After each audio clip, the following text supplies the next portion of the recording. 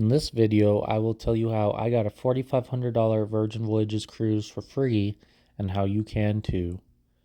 So first thing you're going to need to do is sign up with Virgin Airlines for their loyalty program so you can have an account to put your points in. It's free. You don't need to have ever flown with them. I haven't. But what we did do was we transferred points from American Express to Virgin. And at the time, they had a 30% transfer bonus. So we got extra points on top of that. And you can download the Virgin Red app, and it tells you all the things you can spend your points on. And currently, they don't have cruises, but periodically throughout the year, they have them on there. If you check at the beginning of the month, usually they have new things. They have a lot of cool things on the Virgin Red app, like safari camps you can stay at. There are a lot of points, and even staying on Richard Branson's private island in the Caribbean. But we booked an 8-night Caribbean cruise for 100,000 points for 2 people. And we didn't have to pay anything out of pocket, even taxes. We didn't have to pay any taxes. And this is the route we took. We went from Miami to the Dominican Republic to Puerto Rico to the Virgin Islands. So this trip was a blast, but originally we weren't going to use our points for a cruise. We booked round trip airline tickets on Virgin to Tokyo, and we're going to take our daughter and go to like Tokyo Disney and spend like 2 weeks in Japan.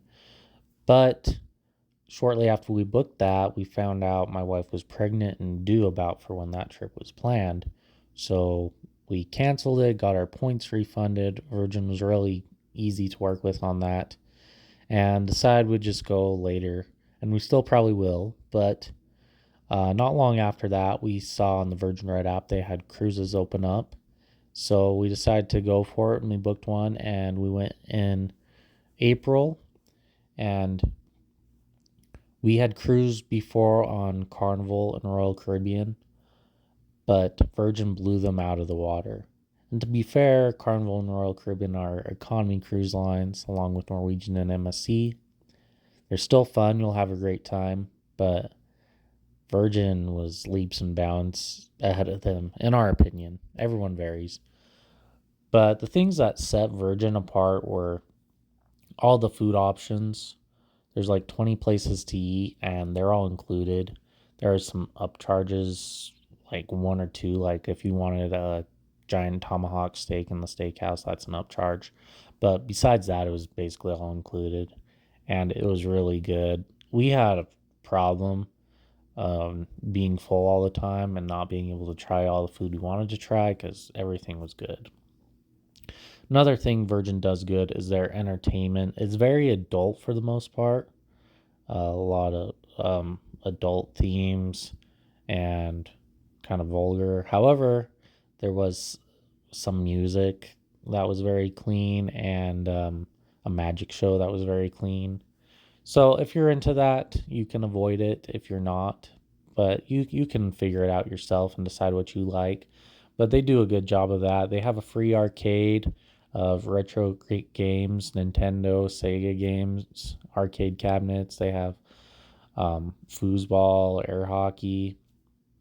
They had a bunch of board games. Me and my wife played Monopoly one day. Um, it's kid free, so the pools aren't packed full of kids, which is really nice. We actually spent a lot of time in the pool, and typically we don't on a cruise.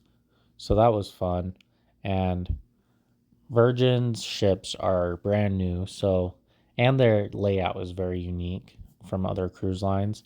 The one thing I will kind of fault them on, and it's a small fault, is their ships are basically carbon copies of each other. Same restaurants, I believe, on all the ships, same layout. And I like the fun of exploring different ships. However, it's not a deal breaker to me, and I would gladly go on another. If you're liking this video, please smash that like and subscribe. It would really mean a lot to me. So Virgin does some stuff that other cruise lines do. So even on reward bookings, you can bid to upgrade your rooms like you can on some other lines. We submitted some bids, but they didn't get accepted. But it's still cool that that's an option. And also, one downside to reward bookings, and it's a small downside, is your nights don't count towards status with the cruise line, which Virgin's still working on their loyalty program, but you get perks the higher your status is, the more nights you've cruised. However, something unique that Virgin does that only two cruise lines I know of do is they do status matching. The other is MSC, which I didn't know this till after my cruise, so I didn't do it. But you can status match MSC with hotel status, which I have Diamond with Hilton, so I would have got high status with MSC, and Virgin will match that. They match other cruise lines, but only the high end status on the economy lines. So even though I've cruised, I don't qualify for any of that. And the beach club at Bimini, Virgin's, it's instead of a private island, they have the beach club. It's amazing. It's tonight, ride away, burn bright, reach on